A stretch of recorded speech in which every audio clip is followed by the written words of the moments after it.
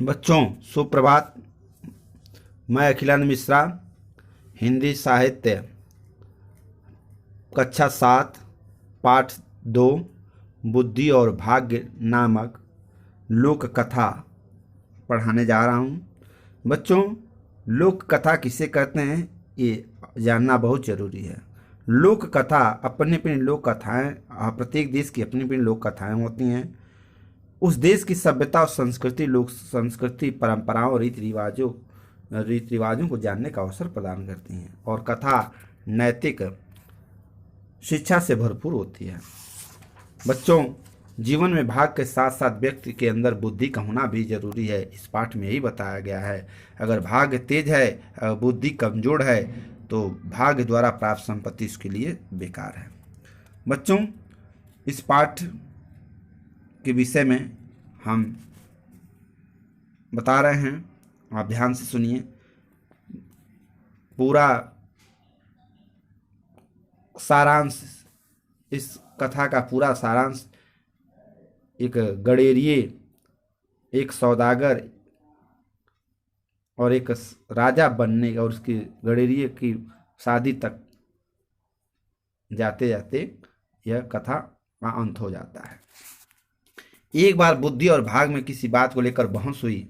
दोनों में इतना तेज बहस बढ़ी कि दोनों में तू मैं पर उतर आई। भाग ने बिगड़कर कहा, मैं तुमसे बड़ा हूं। समझदार बुद्धि हंसकर बोली, यह तो मैं भी कह सकती हूँ कि मैं भी बड़ी हूँ। क्या यह अच्छा ना होगा कि हम दोनों अपने में शक्ति का प्रदर्शन करके देखें? जो जीतेगा वही बड़ा होगा। भाग ने इस बात को स्वीकार कर लिया। दोनों अपने अपने शक्ति के प्रदर्शन के लिए जगह की खोज में चल पड़े। चलते चलते उन्हें एक गडेरिया नजर आया, जो शांत भाव से अपने बेचारा भेड़ बकरियों को चरा रहा था। उसे देख बुद्धि ने कहा, क्या तुम उसे वैभवशाली बना सकते हो? क्यों नहीं, मैं चाहूं तो उसे सम्राट बना सकता हूँ। भाग ने अभिमान में उत्तर दिया। बुद्धि मुस्कुराती बोली, अभागा कहीं, सम्राट बनते बनते प्राणों से हाथ न धो बैठे। बुद्धि ने भागी को कहा, तो अब तो तुम अपने बच्चों से पीछे हटना चाहती हो। भाग ने उसे गुस्से से कहा, नहीं, बिल्कुल नहीं, मुझे स्वीकार है। तुम इसे सम्राट बना दो। मैं जब इसे लोगों पर शासन करते देख लूंगी, तब तुम्हारे सामने सिर झुका दूंगी। तुम्हारे मेरे सामने सिर झुकाना पड़ेगा, भाग ने बुद्धि से कहा। बुद्धि ने भाग से कहा, ठीक है। यह कहते ही भाग्य ने गडेरिया पर अपनी कृपा का हाथ रखा और बुद्धि उसका हाथ छोड़कर एक दर्शक की तरह दूर जा खड़ी। गडेरिया आगे बढ़ा। उसने रत्नजड़ित खड़ाओं का एक जोड़ा मिला। उन्हें उलट पलट कर देखा और पत्थर को समझकर अपने पैरों में पहन लिया। फिर वह प्रतिदिन की तरह अपनी भीड़ बकरियां चराने लगा। उसके बाद एक दिन वहां से किसी दूसरे देश का सौदागर गुजर रहा था। अचानक उसकी नज़र गडेरिये के पैरों पर पड़ी। उसने हैरानी से पूछा, क्या तुम्हें किस चीज़ का खड़ाऊ पहन रखी है? ये पत्थर की है और बड़ी भारी है, घिसती भी बिल्कुल नहीं है। गडेरिया ने सरल भाव से उत्तर दिया। अर्थात गडेरिया बुद्धिहीन हो चुका था, इसीलिए वो सोने का रत्नजड़ित खड़ाऊ उसे एक पत्थर की तरह मालूम पड़ रहा था। सौदागर ने बड़ा आश्चर्य में पड़ा। कहा, क्या तुम इन्हें बेचोगे? बेचना क्या होता है? यदि तुम्हें पसंद हो तुम इसे ले जाओ। इस पत्थर की जोड़ी को तुम्हारे सिवा खरीदेगा भी और कौन? गडेरिया ने उस सौदागर से कहा। और सौदागर चालाक था, वह व्यापारी चालाक था। अच्छा बताओ, तुम्हें इसकी क्या कीमत दूं? क्योंकि यह खड़ाऊ का जोड़ा मुझे बहुत पसंद है, मैं इसे हर कीमत पर खरीदने के लिए तैयार हूं, सौदागर ने उस गडेरिये से कहा। गडेरिया कहा, अरे मुझे कुछ नहीं चाहिए, बस तुम मेरी झोपड़ी में एक बोरी भुने हुए चने रखवा दो। मैं रोज गांव जाने पर थक जाता हूँ, खा पी कर मस्त पड़ा रहा करूँगा। सौदागर ने प्रसन्नता से चने की बोरी वहां रखवाई और खड़ाऊ का जोड़ा लेकर अपनी राह चल दिया। अपने देश पहुंचकर उसने वह खड़ाऊ का जोड़ा वहां के महामंत्री को भेंट कर दिया, ताकि उससे व्यापार में और अधिक सुविधाएं मिल सके। उधर गडेरियों को नंगे पांव देख भाग ने रत्न से जड़ा हुआ एक और बढ़िया खड़ाऊ का जोड़ा उसके सामने रख दिया। यानी गडेरिया उसे भी पहनकर अपनी भीड़ बकरियां चराने लगा। कुछ दिन बाद वही सौदागर उधर से फिर गुजरा। रत्नों से जड़ा हुआ खड़ाऊ का जोड़ा उसके पैरों में देख आश्चर्यचकित रह गया और मन ही मन सोचने लगा कि इस गडेरिये पर भाग की अपार कृपा दिखती है। उसने गडेरिये से कहा, तुम्हें ऐसी बढ़िया खड़ाऊ कहाँ मिल जाती है। अपने आप न जाने कौन आकर इन्हें मेरी राह में रख जाता है। गडेरिया ने उस सौदागर से कहा। पैरों में पहन लेता हूँ, गडेरिया ने सरलता से उत्तर दिया। क्या तुम इन्हें भी बेचोगी? तब गडेरिया ने कहा, हाँ हाँ, ले जाओ। यह कहकर गडेरिया ने अपने पैरों से खड़ा उतार कर व्यापारी के सामने पुनः रख दिया। उसके बाद व्यापारी मन ही मन सोचने लगा कि अपने देश चलकर वहां के सम्राट की सेवा में उसे भेंट करूंगा। इसके बाद सम्राट से अपना मेल जोल भी बढ़ जाएगा। उसने अब की बार 2 बोरी चने और 10 भेली गुड़ गडेरियों की झोपड़ी में रखवा दी और खड़ाऊ लेकर अपनी राह चल दिया। अपने देश जाकर वहां सम्राट से मिला और अच्छी तरह सजाकर खड़ाऊ का जोड़ा उन्हें भेंट किया। सम्राट इतनी बेकीमती खड़ाऊ को देखकर शब्द रह गया। बोले, वाह, बहुत ही सुंदर खड़ाऊ है, तुम्हें कहाँ से प्राप्त हुआ है? सौदागर बोला, भारत सम्राट मेरे मित्र हैं। यानी कितना झूठ बोला वो व्यापारी कि भारत सम्राट मेरे मित्र हैं। शिकार के समय मैंने उनके प्राणों की रक्षा की थी। इस पर खुश होकर उन्होंने एक खड़ाऊ मुझे पुरस्कार में दी। मैंने सोचा इतनी बहुमूल्य खड़ाऊ सम्राट के पास ही शोभा देगी। आशा है आप इस दास की कुछ भेंट को स्वीकार करेंगे। राजा ने, उसके देश के सम्राट ने इसकी बात को सुना और बहुत खुश हुआ। सम्राट ने सौदागर की प्रार्थना सहर्ष स्वीकार कर ली। पुरस्कार के तौर पर सम्राट ने उसे 1 लाख मुद्राएं दी और पूछा, क्या भारत सम्राट के कोई जवान पुत्र है? गडेरिया फिर से झूठ बोला। कहा, अभी वे खुद जवान हैं और अविवाहित हैं, बड़े ही शांत और सज्जन हैं। सौदागर के पास अब झूठ बोलने के सिवा कोई और चारा नहीं था। वह हर तरह से सम्राट को खुश करना चाहता था। हूँ कैसा रहे यदि उनके साथ हमारी राजकुमारी का विवाह हो जाए। गडेरिया ने कहा, सौदागर ने कहा, अति सुंदर, वे अपना सौभाग्य ही समझेंगे। सौदागर की आंखों में इस तरह समय लाखों रुपए की बेशकीमती खड़ाऊ पहने हुए गडेरिया घूम रहा था। सम्राट ने प्रसन्न होकर सौदागर को हर तरह की सुविधाएं और राजदूत की पदवी दे दी। बोले, अब तुम जाकर अपना काम शुरू करो। सौदागर प्रणाम करके चला तो गया, परंतु उसका दिल चिंता के बोझ से दबा हुआ था। ऊँटों पर सैकड़ों में पीतल लदवा कर फिर व्यापार के लिए निकल पड़ा। चलता चलता वह उस गडेरिया की झोपड़ी के पास जा पहुंचा। गडेरिया दूर कहीं भेड़ चराने गया था। सौदागर ने अपने नौकरों को ऊँटों से सामान उतरवा कर पड़ाव डालने की आज्ञा दे दी। धरती पर पीतल की सिल्लियों का ढेर लग गया। चारों खेमे ही खेमे पड़ गए। सौदागर ने व्यापार के लिए बहुत सारे वही मन पीतल लेकर चल दिया। वह गडेरिया कुटिया के पास जाया गया और वहीं सामान को उतरवा दिया। शाम को गडेरिया लौटा। दोनों एक दूसरे को देखकर भाव विभोर खिल उठे।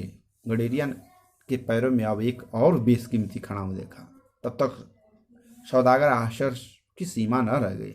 सौदागर सोचने लगा, जरूर यह आदमी कोई जादूगर है। भाग्य पूरी तरह से इसे सहयोग देने पर तुली है। इस मूर्ख को पता भी नहीं कि अपने पैरों में कीमती चीज पहने हुए। फिर सोचने लगा, देखने में भी सुंदर है, इसे सम्राट क्यों न बनाया जाए। कुछ रुपया मेरे पास भी है, या चारागाह इधर उधर जमीन खरीद लूंगा, कहीं महल और कहीं किला, कहीं कुछ बनवा दूंगा। कुछ सैनिक नौकर चाकर भी हो जाएंगे। फिर विवाह के बाद जो कुछ दहेज मिलेगा वह सब मेरा ही तो होगा। यह राजा और मैं मंत्री, यह सोचते हुए उसके ओठों पर मुस्कान नाचने लगी। उसके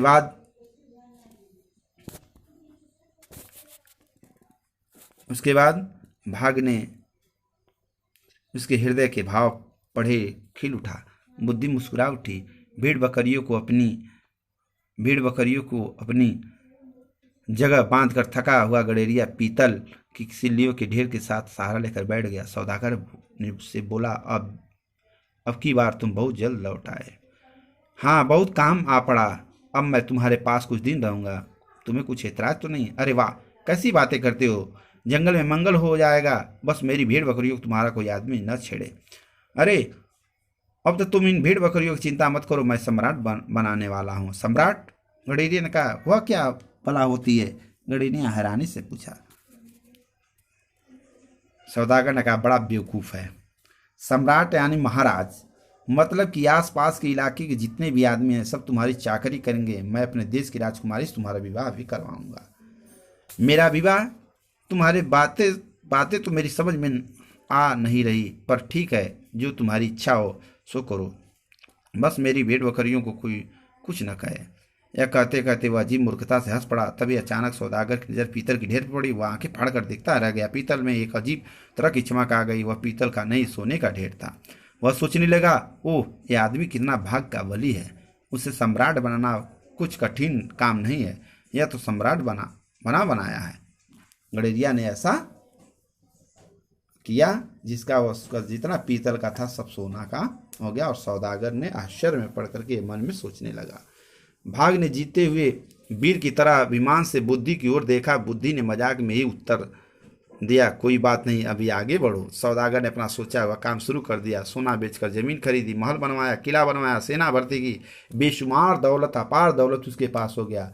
जमीन जागीरदारों को मुंहमांगा रुपया देकर कुछ जागीरें भी खरीद ली। गडेरिया के लिए बढ़िया बढ़िया कपड़े बनवाए। सजा हुआ गडेरिया शकल सूरत से तो अब राजा लग रहा था। वास्तव में उसे राजा का अर्थ भी नहीं पता। धीरे धीरे सौदागर ने उसकी भीड़ बकरियों की इधर उधर कर दी। गडेरिया ने जब पूछा तो दिन रात में खुलकर न जाने कहाँ चली गई, ऐसी बात कर दिया। गडेरिया सबके सामने बहुत रोया, चीखा चिल्लाया। सौदागर खिज उठा, अजीब मूर्ख से पाला पड़ा है, बुद्धि तो इसे छू तक नहीं सकती। और गडेरिया से कहकर बोला, खबरदार, जो आगे से किसी के सामने चीखे चिल्लाए, जो बात कहनी हो मेरे कान में आकर करो। यह देख, ताना मारते बुद्धि ने भाग से कहा, देख रहे हो उन्हें सम्राट की क्या दशा हो रही, तुम्हारे सम्राट की। भाग बोला, बुजुर्ग को कहने का अधिकार है। बुद्धि हंस दी। यह सौदागर ने अपने महाराज को विवाह की सूचना भेज दी। बात पक्की हो गई। विवाह का दिन भी तय हो गया। उधर समय पर सौदागर गडरियों को दुल्हा बनाकर शाही बारात सजाकर विवाह के लिए निकला। बारात का ठाठ देखते ही देखते हाथी, घोड़े और रथों की बहुत ही लंबी कतार थी। दुल्हन के साथ सौदागर हाथी पर बैठा आगे आगे चल रहा था। आगे शहनाई बजती रही। लड़की वालों ने भी जोरदार स्वागत किया। पर सब देख गडेरिया बहुत परेशान था। उसने सौदागर के कान में कहा, लोग क्यों आए हैं? कहीं मुझे पकड़ने तो नहीं आए? कहीं मेरी भीड़ बकरियां तो इनके खेत में चरने को नहीं चली गई? स्वागत करने वालों में से महामंत्री सौदागर से पूछा, क्या सम्राट ने कुछ हमारे लिए आदेश दिया? सौदागर ने कहा, हाँ, हमारे सम्राट का कहना है कि स्वागत में आए हुए प्रत्येक आदमी को 10-10 सोने की मोहर दी जाए।